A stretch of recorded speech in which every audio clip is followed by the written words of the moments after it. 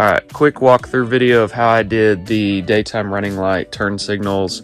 On the front end, what I did was I unplugged the factory daytime running lights and I wrapped the light on the back side of this plastic. I wrapped it with the LED light strip that I put the link to in the comments section. So I wrapped it, and it has 3 wires coming off of that LED light strip, a red, black, and yellow. So after I unplugged the factory harness, I used a pigtail that I got off Amazon, and I tied the red and black to the red and black on the light strip and plugged it into the factory power harness. So that's where I get the power from, and I just don't use the factory daytime running lights at all. The yellow wire coming off of the LED light strip goes to a blue wire. Well, for me it was blue wire because that's what I had available, but you just need to run a piece of wire from that yellow to your switch that's in the dash.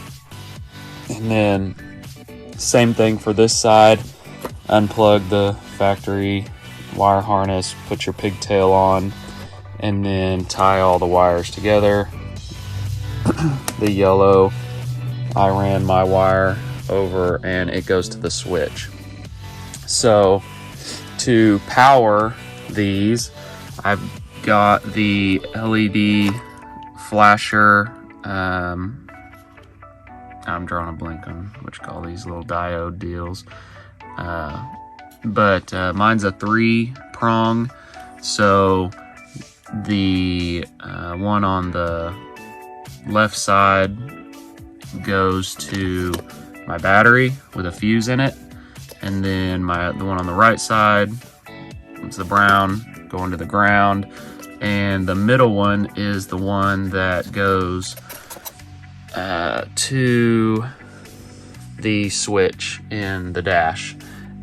If you put this flasher before the switch, then you only need 1 flasher as far as the circuitry goes. If you power the switch first, then you'll need 2 of these, 1 for each side of the machine. But because this is first in line before the switch, everything that feeds through the switch will be flashing. So I hope that's clear on that.